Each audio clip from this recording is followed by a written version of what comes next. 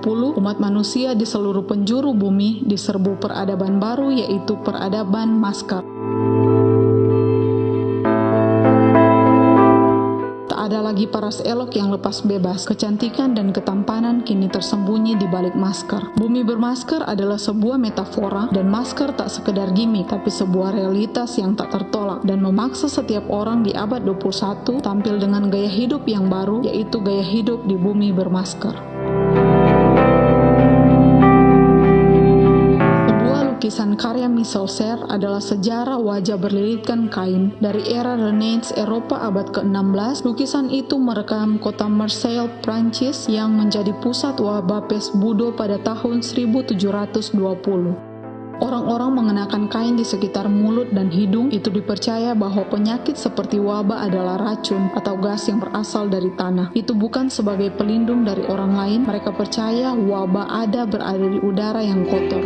Tulis Christos Lintoris, dosen di jurusan antropologi sosial di Universitas St. Andrew, Inggris, yang seorang ahli dalam sejarah topeng medis, dalam jurnal berjudul Plague Mask: The Visual Emergence of Anti-Epidemic Personal Protection Equipment tahun 2018.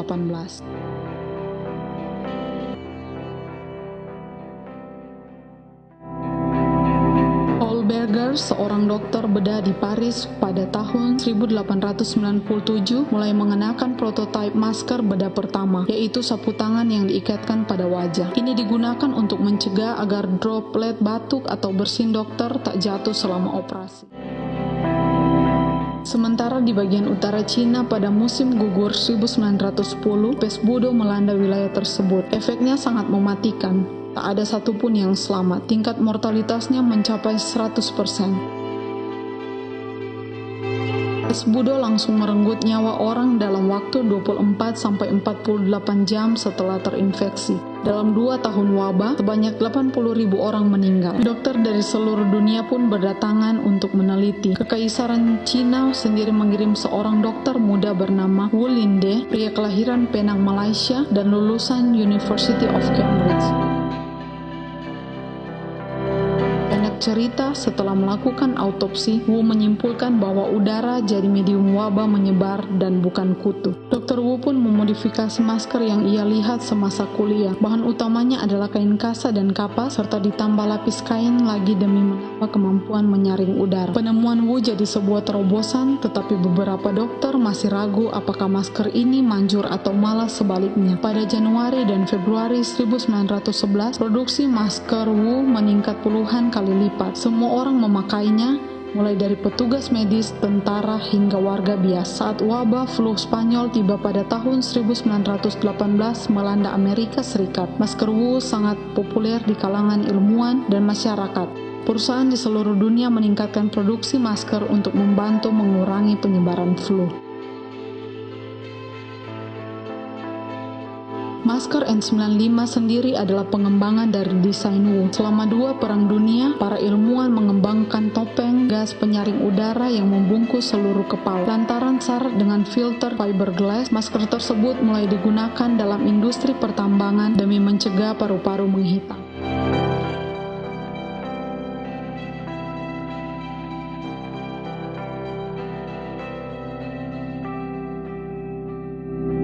Pada dekade 1950-an, para ilmuwan memperingatkan pekerja tambang akan bahaya menghirup asbes, namun usul mengenakan topeng gas ditolak lantaran tidak ideal dengan suhu tempat kerja mereka yang mencapai 85 derajat Celcius. Pada dekade 1970-an, 2 badan di Amerika Serikat yakni Biro Pertambangan dan Institut Nasional untuk Keselamatan dan Kesehatan berkolaborasi menciptakan alat bantu pernapasan sekali pakai. Jenis N95 buatan Triple M rampung pada 25 Mei 1970. Alih-alih fiberglass, Triple M menggunakan polimer yang meleleh untuk lapisan serat penyaring. Muatan elektrostatik pun membuat partikel akan melekat pada serat. Masker N95 memang efektif menyaring partikel, namun penggunanya kian sulit bernapas. Lama-kelamaan, lubang-lubang di lapisan serat akan tersumbat oleh partikel. Karenanya, para ahli menyimpulkan N95 tak bisa dipakai lebih dari 8 jam. Masker N95 pun diperbarui seiring waktu serta dipakai oleh tenaga kesehatan saat menangani pasien penyakit tuberkulosis. Kendati demikian, masker tersebut jarang digunakan di rumah sakit hingga wabah COVID-19 merebak, lantaran tim medis membutuhkan alat pelindung diri yang sangat banyak.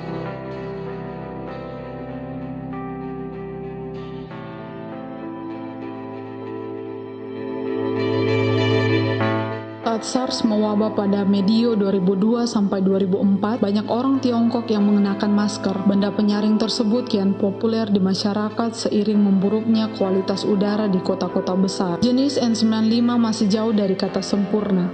Masker tersebut diakui tak cocok untuk anak-anak dan mereka yang memiliki janggut lantaran tak menutup alat pernapasan dengan sempurna. Belum lagi rasa panas lantaran tak ada katup pernapasan. Namun Triple M selaku pihak produsen selalu siap mengevaluasi rancangan, mulai dari filter hingga konturnya. Saat ini masker sudah menjadi semacam kebutuhan pokok. Masker dibutuhkan oleh siapa saja, di mana saja. Masker tidak hanya digunakan oleh mereka yang melakukan aktivitas outdoor, tapi juga digunakan oleh mereka yang melakukan aktivitas indoor.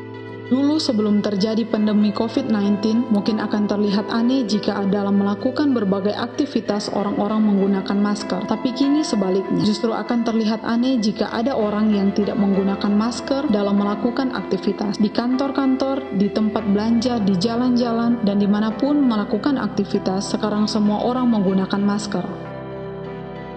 Terlepas dari apakah mereka menggunakan masker itu dengan kesadaran sendiri atau terpaksa karena ada aturan yang mengharuskan orang menggunakan masker.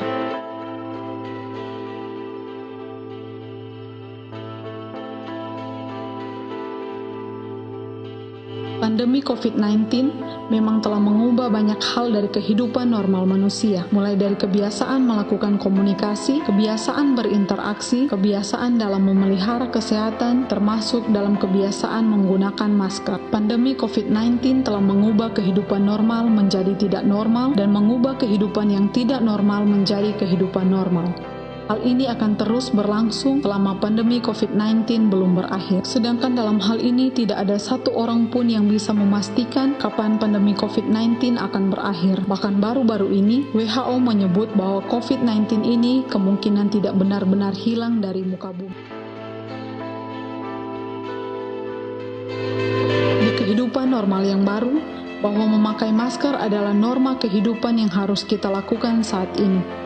Adapun masyarakat yang tak berkenan mengenakan masker dapat diberikan sanksi sosial. Ketika menjalani aktivitas di luar rumah, pengguna masker tidak bisa lagi dianggap remeh. Alat penutup hidung dan mulut itu kini menjadi bagian tak terpisahkan dari kehidupan masyarakat di masa pandemi virus corona. Entah saat bekerja, ke pasar, ataupun menuju tempat ibadah. Masker wajib dikenakan untuk melindungi diri dari droplets atau percikan air liur yang merupakan penyebab utama penularan COVID-19.